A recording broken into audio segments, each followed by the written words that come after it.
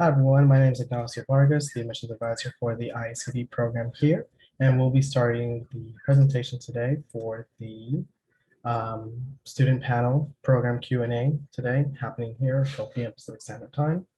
And then I'll go ahead and introduce some of the people that will be on this call as well. So first up, we have Janine Craig. She is the program director for the Infant and Early Childhood Development Program. If you would like to say a few words, Janine, you can do so. Good afternoon, everybody. He's already introduced me, so I'm not sure what else there is to say, but I'm really happy to have you all joining us today. Thank you, Janine. And the next, we have one of our student panelists here, Jennifer Bell Smith. If you would like to introduce yourself and say a little bit more, you can go ahead and do so as well.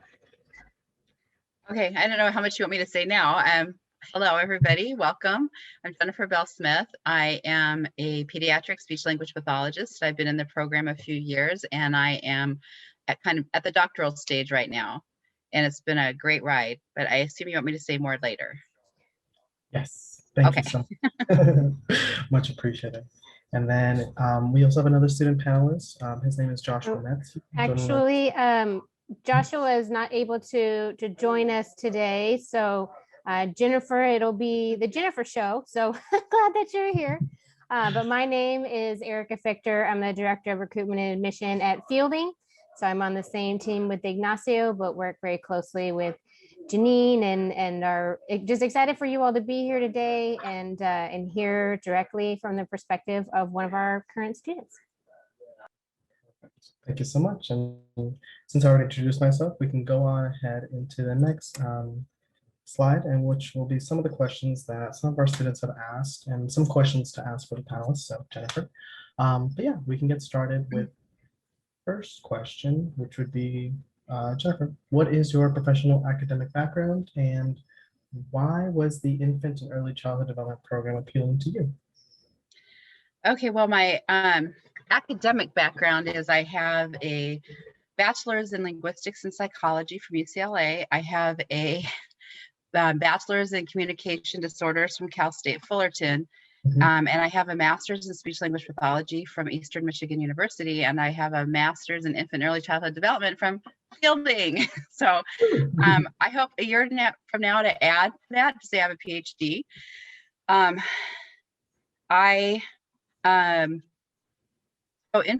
So my career background is I used to be what now is called similar to a BCBA. But that was before there was such a thing as a BCBA. And my career, and then I became a speech language pathologist, and my career is always, even if I try to get away, it's led me back to autism. And I love what I do as a speech language pathologist. I also teach at a university in the special ed department. I love what I do as a speech pathologist, so I was not looking for a new career, but I've taken so much continuing education. I just love learning. And so I was looking for a program where I could continue to learn and learn things that will help me in my clinical life. I just didn't want academic information. I didn't want to sit in an ivory tower. I wanted to sit on the floor with kids. Because my background was from the behavioral aspect of working with kids with autism, I wanted to be very well-rounded. And so I was familiar with the DIR floor time approach. And I don't know how much of you guys already know about this, so I won't go too long about it. But our program was started, conceived, and maybe Janine can speak better to this, but by Stanley Greenspan, who has an approach, a very different approach than the behavioral approach for working with children with autism. And so I figured that this was the perfect marriage of programs for me. I also loved, this was back before anyone else knew what Zoom was, now everybody knows, but I loved the flexibility of this program that I'm in the Eastern time zone now. I live in Michigan and I'm a night person. And so I could take my classes in the evening, and I loved that I could be in a program with people from all sorts of different disciplines. I've talked to, I considered my PhD for years. I always knew I would get one just because I wanted to. And I looked at speech pathology PhDs first, and I just kept meeting people who specialize in one thing. like, oh, I I have my PhD basically in stuttering, and that wasn't interesting to me. I wanted to be well-rounded and know a lot about a lot of things. So one of the phenomenal things about fielding is that you are in a program with people who are in your profession and lots of other professions. I've had classes with other SLPs, speech language pathologists, occupational therapists, pediatricians, counselors, teachers. I even know somebody whose background is in the NICU, who's in this program. So it's, that to me is phenomenal. And so I have friends now in lots of different professions, and I've gotten their perspectives, but also people all over the world. So I've had friends in the program who are not only, there are lots that live around me, and we get together sometimes, but also people in other states, in other countries, Canada and Australia and Hong Kong. And it's just so amazing getting perspectives from all these different people. So I think I answered that in a very long-winded way. No, that was a wonderful response. Thank you so much. If you, Janine, you would like to add some information about the DIR full-time model, or? Sure. I just wanted to just add just a second perspective of, let me put my my student hat on. So not only am I the program director of the program, but I also was the first graduate of this program, which I think brings a really interesting and exciting perspective for me, because I was able to glean the kind of the mission and drive for why this program was even created in the beginning from the creators of the program, Dr. Stanley Greenspan and Dr. Serena Wieder. And I think what Jennifer has so beautifully described is what makes us uniquely different than all the other IECD programs on the planet, literally. All of the other IECD programs are really infant and early childhood education programs, whereas we take a very intentional developmental infant mental health perspective. But even beyond that, the type of developmental perspective we take is really unique. And Jennifer, described that she came from a BCBA background. And we have a number of BCBA clinicians that come into our program for a variety of reasons, wanting to either expand their way of thinking from a more behavioral approach to more relationship-based approach, or some of them make a transition actually from behavioral to relationship-based.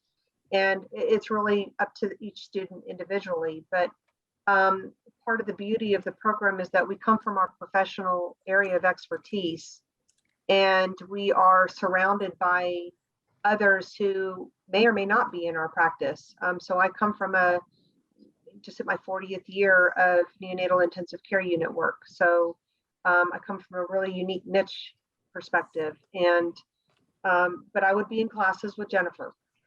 I would be in classes with Erica coming from another perspective, or Ignacio from another perspective, or Jane. And yet we're all working with infants and children. And so it adds to this beautiful cross-cultural understanding, because even just working state to state within the United States, there are cultural differences, but then the larger cultural differences coming from an international perspective, for example, or from a background perspective, working with the same child, but different experiences. And it just really adds to the richness of our research, because it is a research doctorate. So ultimately, we're talking about those that are interested in doing research. So to me, there just was not another program that I would be interested in. So, and the DIR is just the relationship-based approach to assessment and intervention. And it's not, and this program is not just about autism. It just happens to be a perfect place to be when I want to expand my field in the field of autism, but that doesn't have to be your interest. In fact, there have been students who come in working on everything from some interesting things. So there is a chiropractor in Australia who is doing a study on whether chiropractic care really helps children. We just had somebody do her dissertation presentation on thought field therapy. There's just been all kinds of, and you probably can talk about a lot more of the different things that people talk about, opening kindergartens and things like that. So the use of outdoor classrooms. Mine had nothing to do with autism because I looked at self-efficacy of parent giving after they leave the NICU with their children. So it's really Reflective about practice. Yeah. reflective practice. It's about what is your passion area in your professional work, and how do we, the program, support your research agendas and ideas through our program, using this core philosophical underpinning of the theoretical approaches.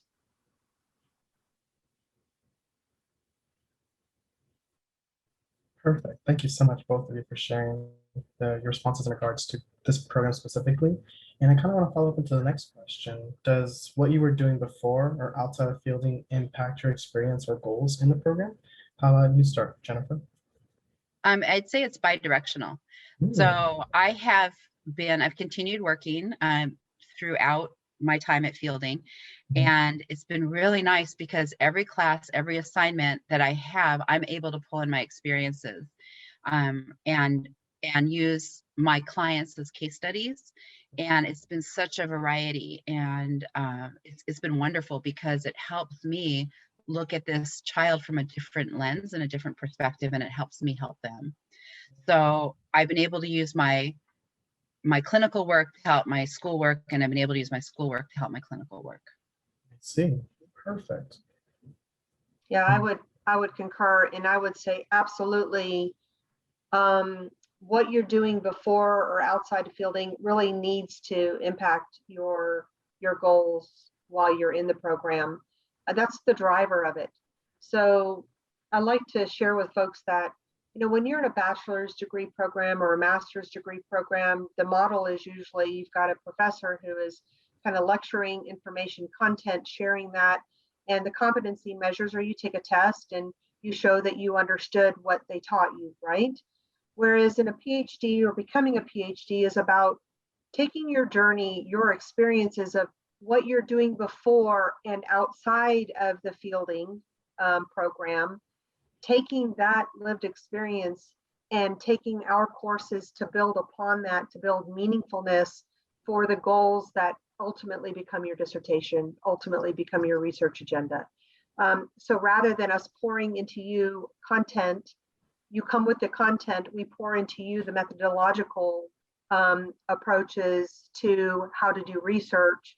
And we are your biggest cheerleaders on how to design and think through how does your critical thinking and your scholarly writing show up for your research. So it's truly a collaborative partnership, and it's adult level learning. So it's driven by who you are bringing to the table. Like, what do you bring to the table as an adult learner, and how do we support that? So it's a pretty cool paradigm shift from being in an academic setting, and that we're here for you. And how cool is that?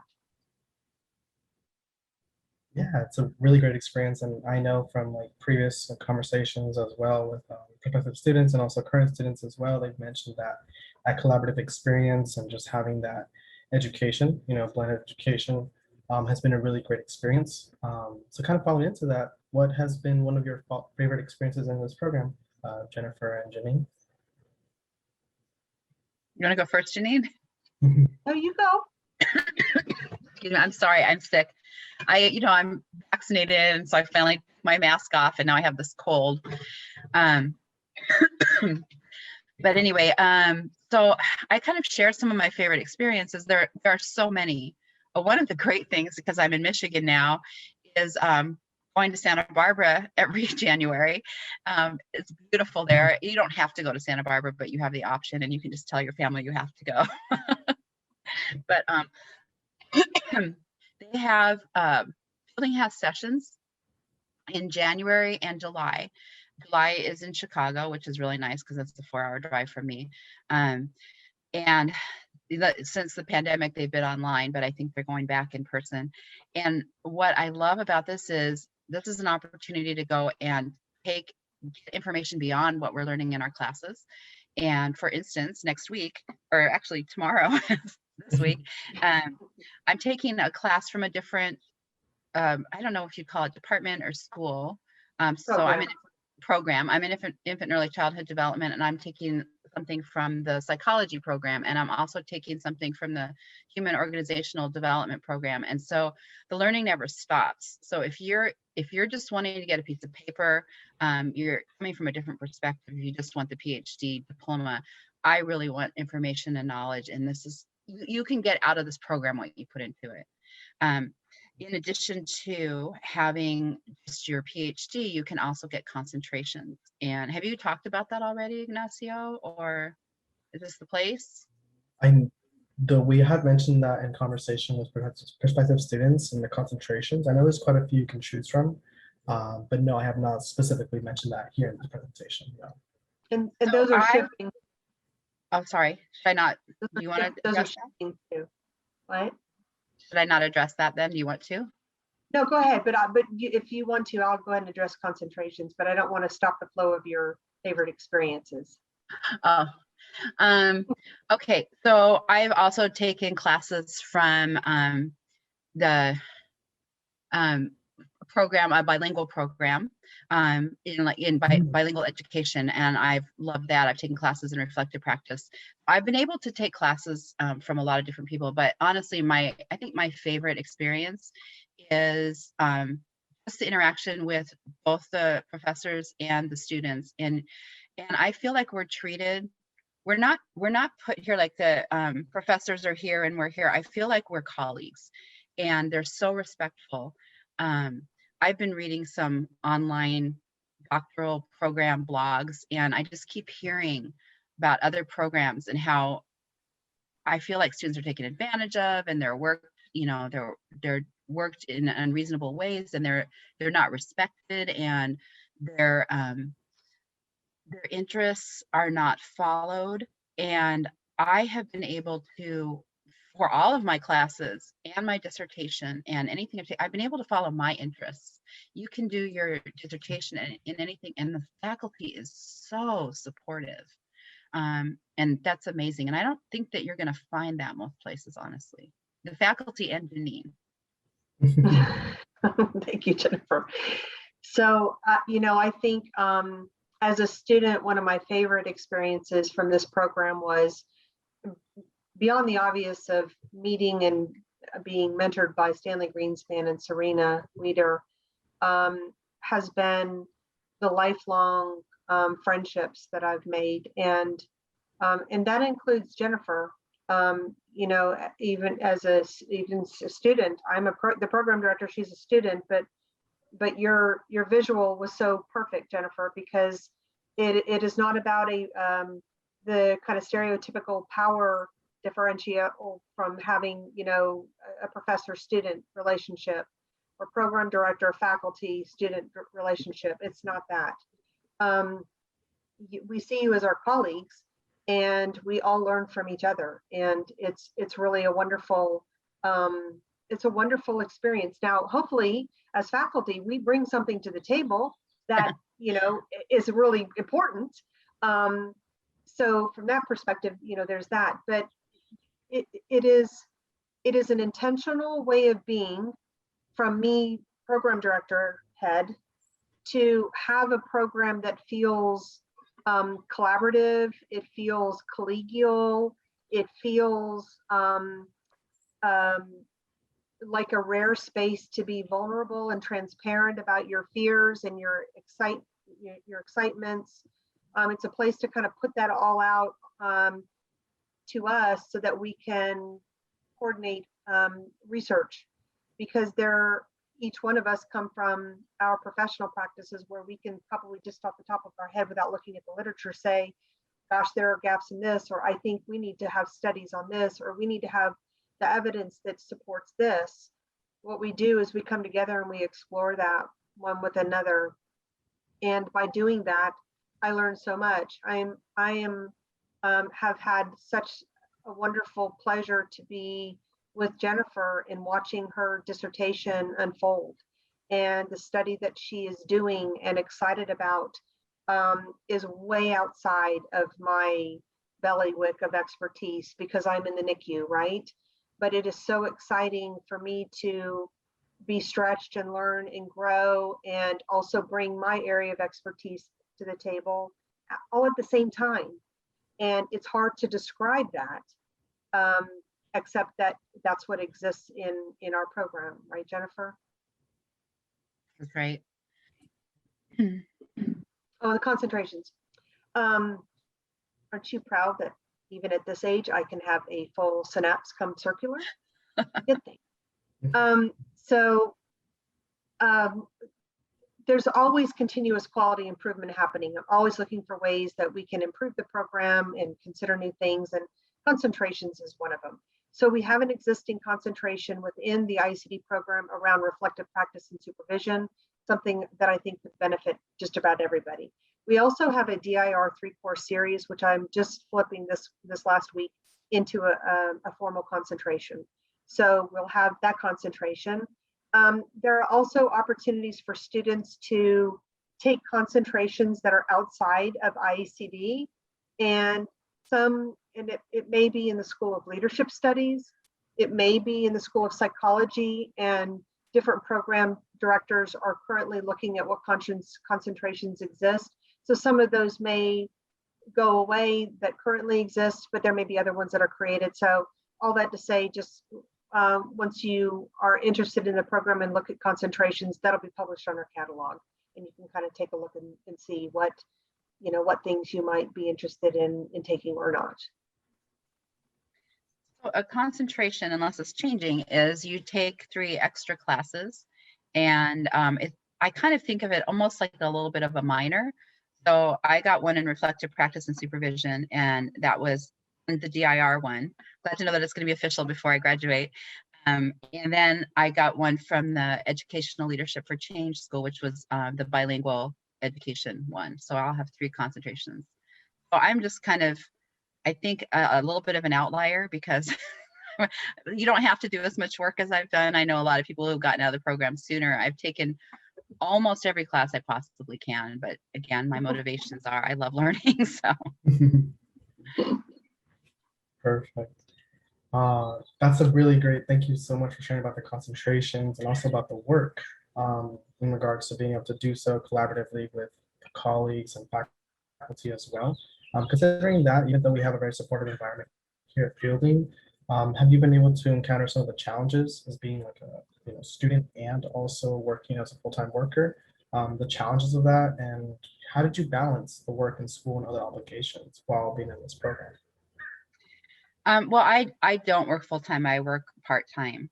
And actually working has helped me to stay focused. It helps, you have something to do, you give it to a busy person, they say, right, because it helps you manage your time better.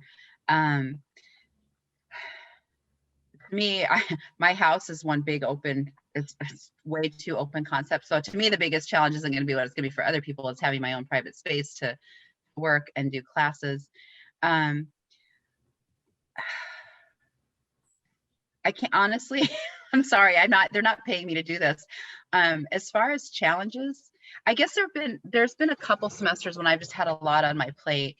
And one semester I actually just went to a hotel for a weekend because I had to write my papers and I couldn't with the distractions of my family and things in my home.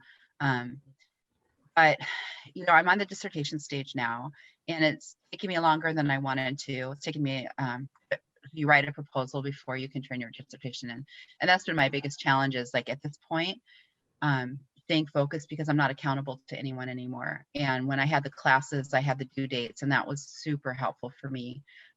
But I'm actually having my biggest challenges now is just getting stuff done.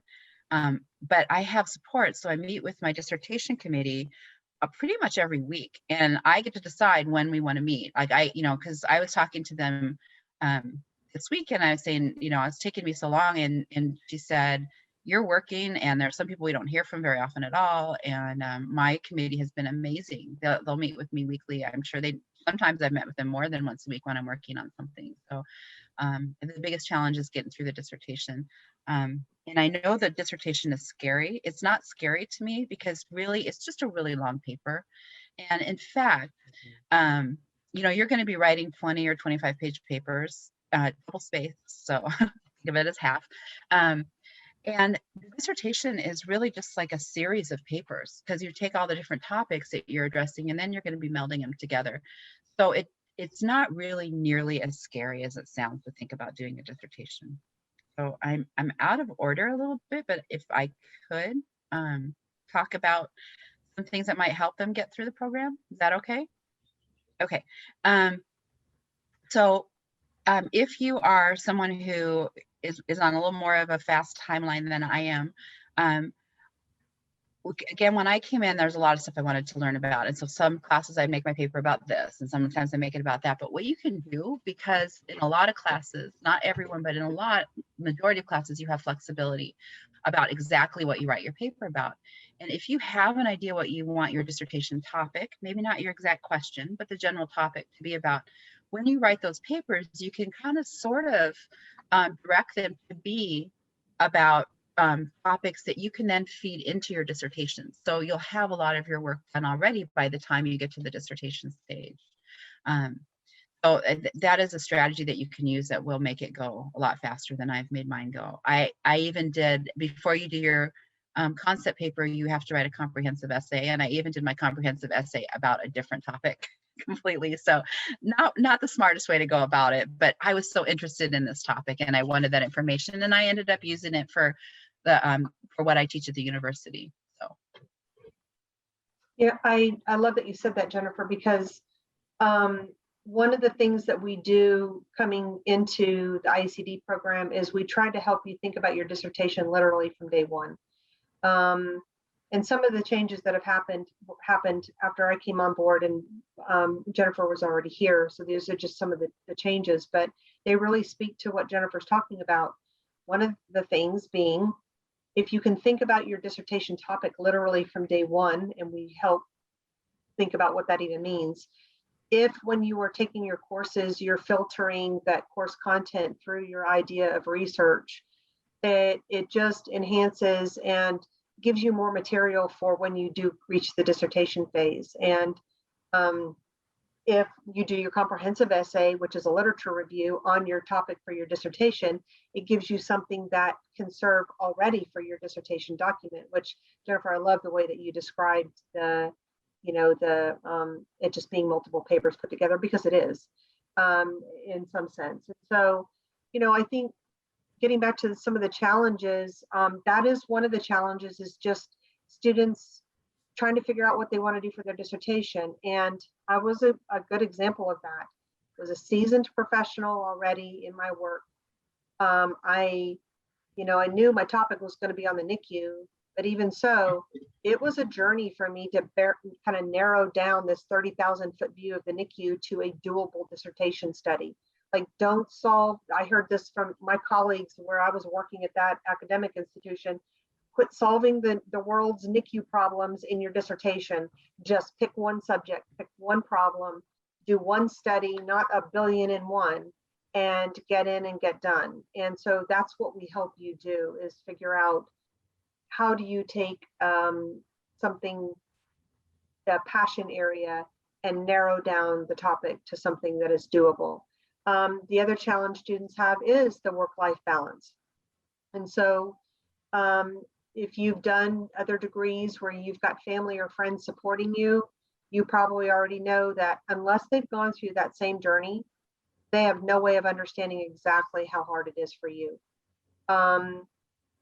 For our children that have challenges, we can see on the outside how hard it is for them in their daily struggles, but we truly don't have an understanding of just how hard those children work to do the work that they do with having a disability of some sort. And so think about your family as your biggest support, or your friends as your biggest support, whoever your support team is, but understand that they don't know what your journey is like unless you share that with them. And part of your responsibility as a PhD student is to carve out the time that you need and to help figure that out. We have faculty advisors that can kind of problem solve with you a little bit, but most of our students work full-time. Some of our students work part-time. I may have one or two students that are not working, and that's a whole another thing. So it's doable, all that to say. that our students are surviving and doing well, and they're working full-time jobs. It's just every single student, like every single child we see, is their own different self. And so what might be supportive to you might not be supportive for me. I, like Jennifer, when I got toward my end of my dissertation, I locked myself up in our bonus room and I told my family, don't feed me, water me, or anything. Like, don't come knock on the door and check on me. I will be okay, I promise. I have got to attend to this. And so whatever works for you. Some students get up at 3 o'clock in the morning and do their work. Some students stay up till 3 o'clock in the morning and do their work. Some people have weekends that they do their work. Some have days during the week that they do, and they take their weekends back for their family or whatever. So there's no magical recipe for being a successful student. I think the magic happens when you can make it work for your personal situation. And we're happy to walk through kind of problem solving or thinking about that. That's awesome. Thank you for sharing the experience and some of the challenges that students have been able to face and strategies to help overcome those challenges. Kind of going into that, the advice, that's kind of the strategies you've been able to give for prospective students if they apply for the program and they join the program. Kind of going a little bit more in the future, but last question we have, and then we'll open it up for those who are attending here, is do you have plans for after graduation, after this program, Jennifer? My husband asked you to ask me that. It's really interesting because, again, I didn't go into this program to do something different, but it's interesting because my husband and I had this conversation. It's like, you're just thinking about what you've always done when you graduate and just have more time for it. But now you can think of all these different possibilities. So I'm thinking of opening my own clinic. I had told my clinic where I worked for 20 years that if they don't have something different for me when I graduate, I'll probably be leaving. But I don't know. Can I tell them about my dissertation topic a little bit? Absolutely. Okay. So this is how our faculty is so great. So my mentor, Mary Warren, told me that Josh Fader, who's somebody else that's on faculty, was looking for somebody to help him with a project. And he was looking for somebody to help him make an assessment in a different language. And they talked about an assessment called the CTOP, which is something that speech pathologists give. So I've given it, and I'm super interested in culture and other languages. I said I had never had the pleasure of having Josh as an instructor before, but I just heard all these great things about him, and he does so much. I mean, he's literally working on world peace, like by starting with preschoolers. He works in Ireland, he works in Palestine, he works in places I've never even heard of. He's incredible. He meets with senators in the UN, and oh yeah, I just gave a presentation here. But anyway, I want to work with this guy. So I contacted him and we met, and the next thing I know, this was my dissertation and it wasn't on the CTOP. So we worked on this project that he had an idea for, and I know in a lot of programs you have to go join a professor in their project, and you don't have to do that here, but there are opportunities. Now my dissertation is I'm making a culturally responsive assessment, culturally sensitive assessment in Arabic for social emotional development. So take an assessment that we give here in English and see if it is, if we can translate it in a way that makes sense for a different population. In Michigan, we have the largest Arabic population outside of the Arab world. And I contacted them. Somebody had contacted Josh, he's in San Diego area, and had contacted him saying, we need some Arabic assessments. And there weren't any. And so I contacted the school district here where this largest Arabic population is, and they said, oh, we just translate the test word for word. And I don't know, what your guys' background is, but that's totally inappropriate for so many reasons. So now we're taking this assessment, and I'm working with a team in the West Bank in Palestine, a medical doctor, a psychologist, and OT there, and they're helping me translate because I don't speak Arabic, and they're going to administer this assessment to a group of 40 or so children that are at risk for social emotional development issues, and 40 that are deemed to be neurotypical, and we're going to be doing it. I've gone through the publishing company. There are a lot of hoops to jump through, but it's really exciting. So when I finish with this program, I don't know if that's going to lead somewhere. I would love to go around. I don't, now that everybody's so zoomed in, I don't know if there are going to be as many conferences, but to go around and do conferences on socially or culturally sensitive assessments or something like that, teaching full-time at a university. Those are all possibilities, but I feel like it's all wide open, and it'll be exciting to see where I am a year from now. Hopefully I'll be Dr. Jennifer Bell Smith. But, You will be. You will be. You will be. Yeah. And I'm excited to see what happens. And I think a message there is, if you can keep your imagination more open than you currently are, you'll be surprised at what happens.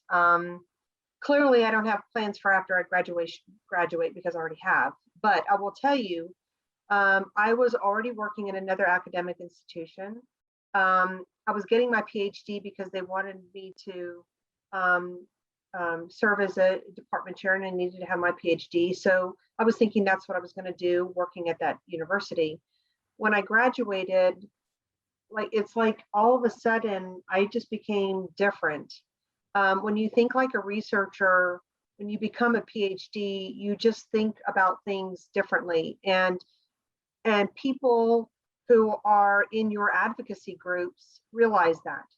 And so as a PhD, those organizations that you're currently involved in will see you as somebody who really appreciates evidence-based practice and practice-based evidence. And they may be interested in having you sit on their boards of directors. That's what happened to me. The groups that I was really familiar with all of a sudden became partners with me in a different kind of leadership. So sitting on boards of directors, I'm on a national neonatal therapist leadership group. We have an annual conference every year. We do different things in that space. Those were the unexpected things. And certainly I never expected I'd be the program director of this program that I absolutely believe with every fiber of my being. I feel like this was a coming home for me because I just hit my 40th year of practice. I would imagine that someday I'm going to retire, and it would be wonderful if I could retire with this being my last job. I'm not saying it's going to be tomorrow, but I'm just saying, like, I didn't expect that I would be directing this program. So just expect the unexpected and keep your options wide open, but do set some goals for yourself.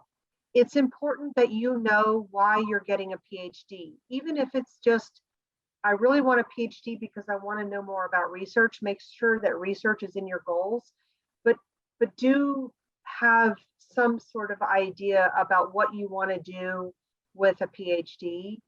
That will be helpful along the way because it will help drive your journey at some level. But then just throw the doors wide open because things happen unexpectedly, which are pretty cool. That is very true, Jennifer, and thank you, Janine, for being able to answer a lot of the questions that we've compiled for this. But I also want to be able to make sure that those who are attending the presentation right now, Nora, Camelia, Denise, and Paul, if you have any questions right now, I will be pausing the recording so that way you can ask your questions. Feel free to unmute yourself. You can ask questions in the chat box, and then we'll be happy to answer some of your questions here. So let your imagination run wild and ask your questions here, okay?